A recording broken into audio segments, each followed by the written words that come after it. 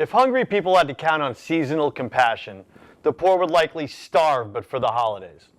The government only assists so much. In Boston, for example, it's been 2 years since the closing of critical services on Long Island, and the impact of that loss still weighs heavily on many who relied on those facilities for food, shelter, and jobs. Thankfully, there is another safety net, however strained, in which people who have been abandoned and rejected can find hope, plus a warm bed and perhaps even employment. We hear a lot about our first responders and about the heroes who dart into burning buildings and such, but much less celebrated are community members who endure emotionally strenuous tasks, in some cases crusading against challenges like homelessness that rage for generations with no end in sight. For half a century, nonprofits and organizations like Haley House in Boston's South End have underpinned a major slice of the hub's grassroots social service sector. In the case of Haley House, which the Boston Institute for Nonprofit Journalism just featured in our oral history section, the operation has adapted to the needs of those they serve. In the words of co-founder Kathy McKenna, first we saw that people were homeless and needed a place to stay. Then we saw that they were hungry and needed food. Then we figured out that people needed permanent housing. And then jobs. What no one needs is yet another rags to riches ode to meritocracy. Far more central to the fostering of real equality are rags to restoration tales in which those who have historically lacked fortune and luck are treated with respect and dignity. There aren't nearly enough stories like that, especially ones that reveal the gamut of experiences, from the mundane to the moving, of those who dedicate their lives to lifting those in poverty. For this fourth installment of Beyond Boston, with the holidays creeping up on us, we decided to turn our attention to those for whom the winter months aren't necessarily a time of utter joy, to the people who dedicate their lives to helping those in poverty, and to those among us who are struggling with housing in any number of ways. This first clip comes from SCATV in Somerville and is titled "The New Faces of Displacement." If that's you or someone you know or love, I hope everybody realizes they are not allowed. Who knows somebody who has had to leave Somerville because their rent was too high? Who knows of a business in Union Square that went out of business recently? It's not there anymore. Yeah? That's a lot of hands. Residents, businesses, and community members in Somerville have been working together to fight displacement. As high-end developments continue to be built across the city and existing housing and rental prices soar, many are struggling to stay in the place they call home.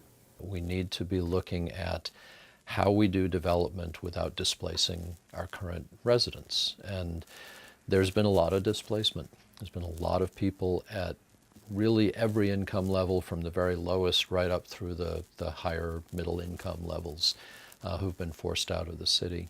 Organizations like the Community Action Agency of Somerville and Somerville Homeless Coalition have been seeing a rising number of families coming to them for one common reason. A lot of the people coming to us, coming to them for assistance is because they can't meet the rising rent costs. Someone's lease comes to an end, there's a new lease start date with an increase in the rent, and it just becomes more and more difficult. A lot of families in Somerville are paying upwards of 50% of their income towards rent, some more than 80 or 90%, and just barely getting by. For Somerville alone, housing costs are 35% higher than the state average. What it costs to live in Somerville these days for a family of 4, just to pay their rent, just to pay their bills on time, not to save money or take vacations or anything like that, just to get by, is roughly $70,000 a year.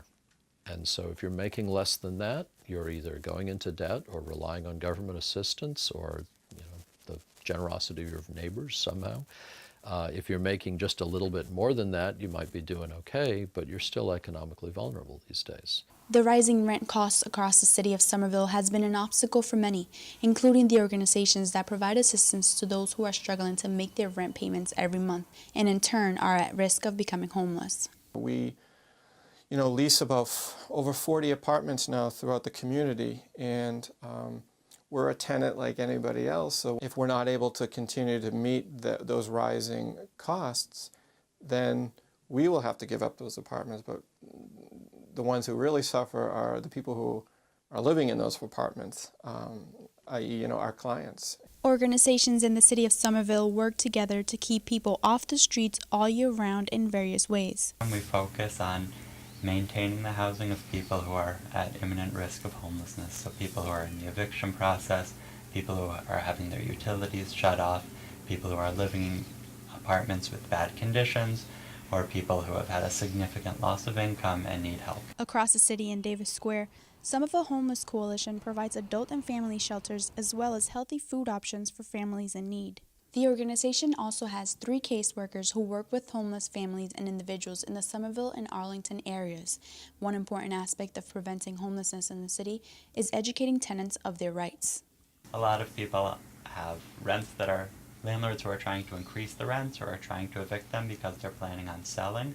And one of the most important things to know is if your landlord says that they're evicting you and you don't have a place to go, you do not need to leave. They should know that any rent increase can be a negotiation, and if the landlord is telling you to go, you have legal rights. Members of Union United have been coming together to bring awareness to displacement, and downpours did not stop them from speaking out. The group is among those trying to prevent displacement, as it happened to Marie Duget. I'm here tonight because Somerville is my home. That's where I spent most of my time. My friends are being displaced, and I was displaced too.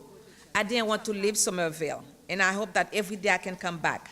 I said that because Somerville is my hometown, is the only city in this country I've ever lived in. So similar to what's going on in Somerville, across the river, Boston is under immense and really unprecedented pressure in the real estate market, and a lot of people are facing massive rent hikes or 30-day eviction notices due to no fault of their own. So there's around 20 stories on bostondisplacement.org, and one of the ones that stands out most in my mind is actually one of the last ones that we recorded. It's hard. It's hard living on the street, staying straight, I just don't think it's fair the way they push people out around here, I know a lot of people that's in the same predicament than buying houses and switching off, switching home and getting them rid of them so they can fix it up or have their family moves in and then people get on the street like me. I've been on the street now almost a year. And the Boston Displacement Mapping Project is one of the tools that we have to address this crisis, to respond to it, to acknowledge it, and to encourage people to take action to do something for their communities. Somerville Alderman Matt McLaughlin attended the rally and along with other aldermen has been pushing to increase affordable housing requirements in new buildings from 12.5% to 20% across the city. He urged residents to come together and make their voices heard. If we don't have people power, if we don't have the people telling our elected officials, this is a need, not a want. The developers, the consultants, they want things, we need things, and we vote in the city. I'm a voter as well as an elected official. But we need to let people know, let your elected officials know that this is not going to stand. Somerville is an amazingly tight community. For, considering its size, we're nearly, 80,000 people living in the city. You can't know everybody, but it is in some ways it's a small town, and people do know a lot of folks, and there's networks of support everywhere. Anybody can get help here if they reach out for it.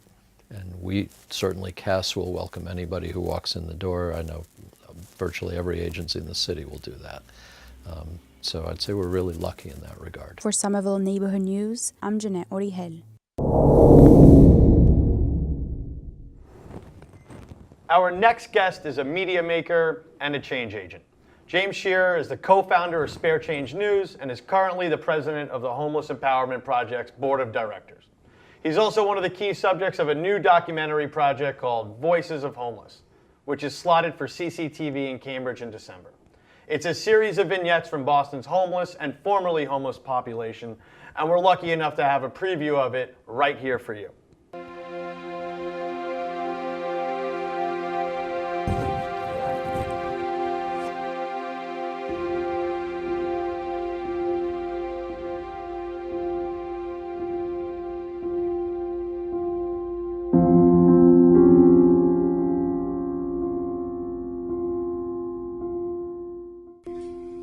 We need to stand side by side, all of us. That has never been more important than now. And it's been proven time and time again. When we stand together, we have been known to do great things. This is the time. So tonight, before we all go to bed, pray, cry, shout, be angry, be sad. Think of those you love, the ones who need us. Remember we fight for them. They count on us. Remember that we must not be pushed aside, and that we won't allow others to be pushed, to be thrown away. Take a deep breath. We may be sad today, but tomorrow we rise because we need to. We rise because we have to. We rise because we want to. We rise because we're going to be all right.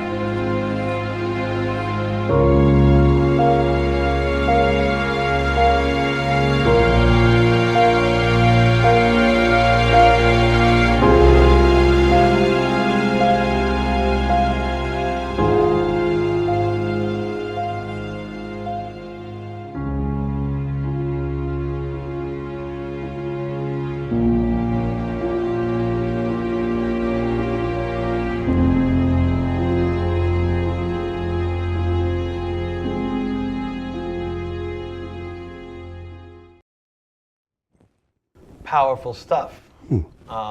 Very powerful. This is like it's like a Hollywood preview. So thank you so much for joining us, James.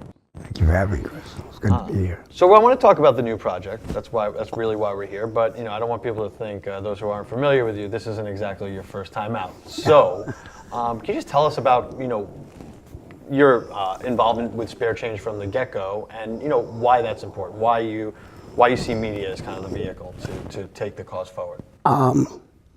I've been involved with Spare Change from the very beginning. It was an idea from two men by the name of Tim Harris and Tim Hobson, and Tim Hobson got me involved right at the beginning when the idea was first fresh. And honestly, when Tim Hobson first told me about the concept of a newspaper done by homeless people, I thought he was crazy. Because we were all homeless at the time, and I figured, yeah, okay, there's no way we're going to be able to do this. But the thing that made me and the rest of us decide that this is something we wanted to do, well, two reasons actually. One, we were caught up in a system that for us didn't really do much. I mean, homeless agencies don't really do what they say they're going to do. They're supposed to take you in, provide you with everything you need, including resources, and then get you housing and everything that it takes to keep that. And that wasn't happening with us. So the other thing was that when we decided, we were talking to homeless providers and homeless advocates about this idea of a newspaper, they were saying to us, well, no, I think you guys have more things to worry about, more important things to worry about than just that. And they weren't telling us because they were actually concerned that we were wasting our time. They were telling us because they thought we weren't smart enough to do it. And so we went ahead and we did it. And 25 years later, Spare Change is alive and well. It worked. It's helped thousands of people. It's an institution. Yeah, so. What is, then, now, what is missing? Formerly homeless population, when people look at what's going on in the media, regular mainstream media, even alternative media. What's missing? What is the voice that's missing? How can you describe that? Compassion, simple as that. Compassion and education. People don't know enough about homelessness to begin with. The general public does not know what its causes are, what contributes and what keeps a person out on the streets for 15, 20 years. People have no idea about that. The other thing is simple compassion. The media either pities us, which is something I personally do not like, or they demonize us. It's like, for example, this is the holiday season, so we're all going to get the candid shots of politicians serving food in soup kitchens. Oh, well, look at that, they're serving those poor people. You can't stand that. Nobody wants to be pitied. The other part is when they demonize us. It's like a homeless person hurt someone, or prime example, the 2 years ago when the homeless gentleman stabbed a couple of park rangers in Boston Common. The media demonized that guy. What they didn't ask the question was, listen, a guy that's deeply mentally ill, why is he on the streets? Isn't there anybody taking care of him? The media did not ask those questions. So it's a lack of compassion and education that just keeps it the way it is. So you've been, taking it in your own hands and the hands of people around you to make media for a while. Tell us about the new project, and tell us about this new foray. I mean, it's video, and what are you already seeing in taping them that can be communicated on film, through television, through the web, in a way that really isn't always possible in print? I think that, first of all, when you make documentaries or you make vignettes, they're always from the perspective of a college student that's shooting the thing, or telling some, or interviewing. This comes from the perspective of an actual homeless person, or formerly homeless person, as in my case. The idea about this came about a while back from a college professor who originally wanted to make a documentary about spare change news. And I thought it was a great idea. I was leaving the board at the time. And I thought, yeah, that'd be, but then I really thought about it. I saw this thing, this website called Invisible People. And it gave me an idea. I said, you know what? What if I could introduce homelessness through the actual stories of homeless people? Okay, get them to tell their own stories and give people the perspective of what it's like to really be homeless. Partially the story is about me, and it's about what I experienced when I was homeless. Nobody knows the thoughts, the feelings that homeless people go through. They think it's all fun. We just go spend money and that's it for the day. There's a lot about that. Most people don't know the homeless people think about suicide. The homeless people don't get depressed and all the other stuff that goes with it, and the frustration, the thing that keeps us out there. And people don't realize that. And what I want to use this for is to bring all that to light. And the other thing I want to do is I want people to see this and these videos and think about the fact, you know what? What if that were my mom? What if that were my brother? What if that were would I just walk by and just ignore it? And that's what I want people to do. I wanted to bring it right into people's living rooms.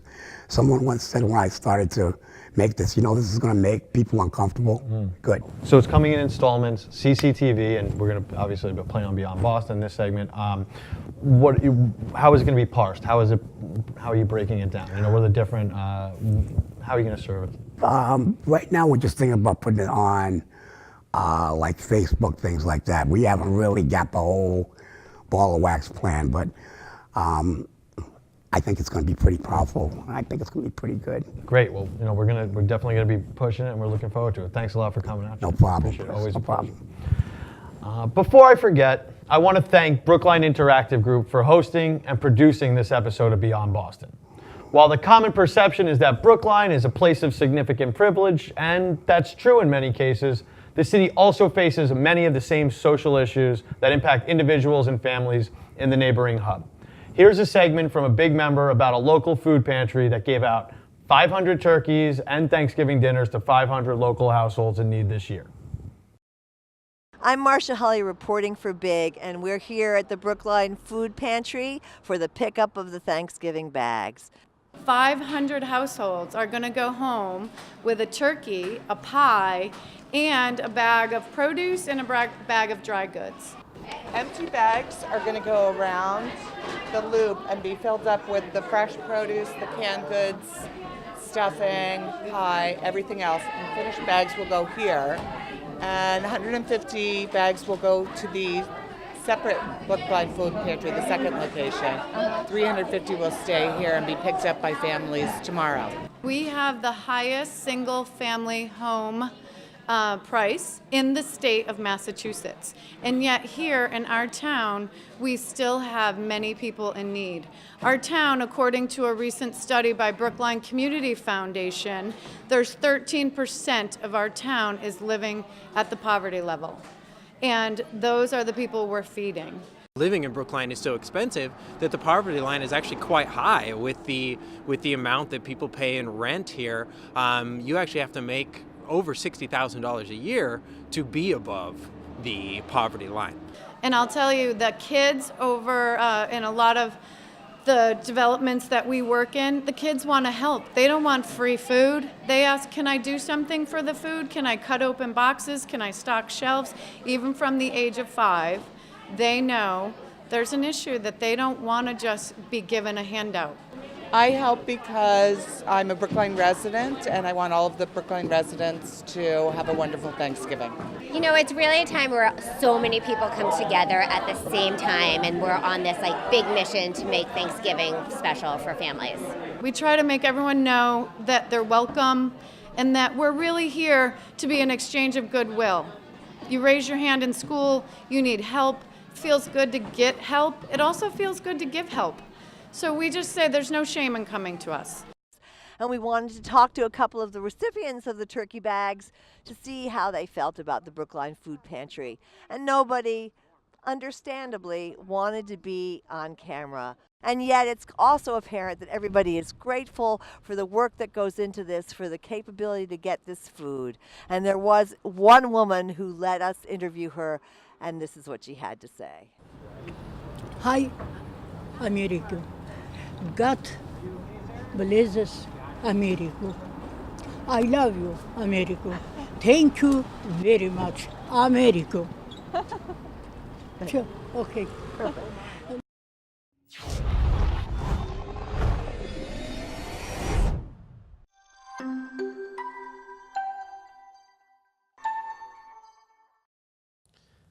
And now, a final word from BINJ Network Director Jason Pramas about some of the most marginalized people among us, even within the homeless community. For many people, the period between Thanksgiving and Christmas is the only time of year that their thoughts turn to the plight of the homeless. Money, food, and presents are donated, and time is volunteered at shelters, all to make sure that people without a home of their own have a nice holiday, at least for a few hours. Worthy efforts, to be sure. However, despite this periodic outpouring of compassion, there's still an unfortunate tendency to individualize homelessness in our society. As with poverty in general, casual observers assume that it's personal failings that cause people to end up without housing. And while it's a truism that every person bears some responsibility for the straits they find themselves in, there are 3 major structural problems out of the control of impoverished individuals that best explain the rise of homelessness in Massachusetts. Savage cuts to our state mental health system, an economy that creates large numbers of bad low-wage jobs, and the destruction of affordable housing. Taking these issues in turn, first, the Commonwealth started shutting down most of its oft-criticized inpatient mental hospitals on budget and civil liberties grounds in the 1970s, leading to the first wave of homeless people with few places to turn for help and little ability to escape their fate. Things have only gotten worse since then. According to Mass Live, over the last 20 years, the legislature has cut spending on inpatient mental health services by half, and outpatient spending has remained stagnant. Next, National Public Radio recently reported that wages and benefits essentially flatlined or declined for 4 of 5 Americans between 2007 and 2014, as big business racked up super profits and crushed labor unions, continuing a trend that also started in the 1970s, where wage growth has slowed dramatically for most working people, even as their productivity has increased. People at the bottom of the economic pyramid have been hardest hit, And ever more working people are finding themselves unable to pay mortgages or rent with the money they make working 2 or even 3 bad low-wage jobs with no benefits and little opportunity for advancement.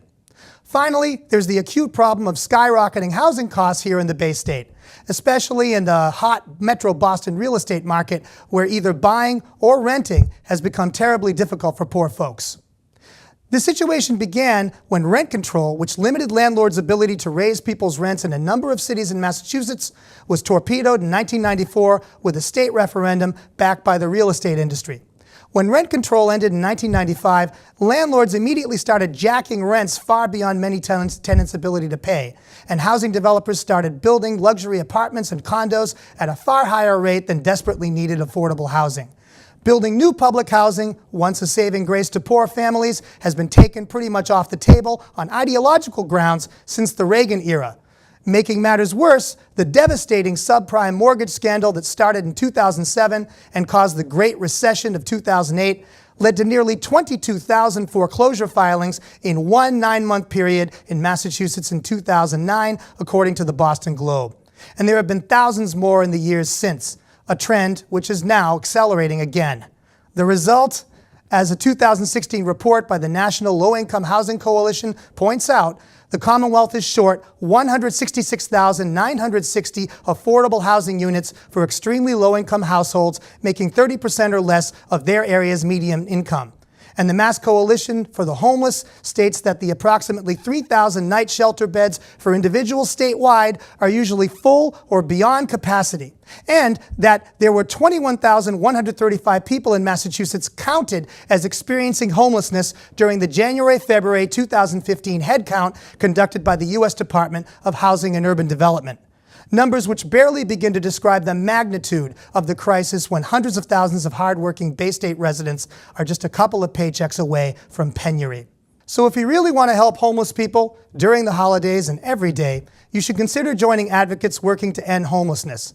It's not rocket science.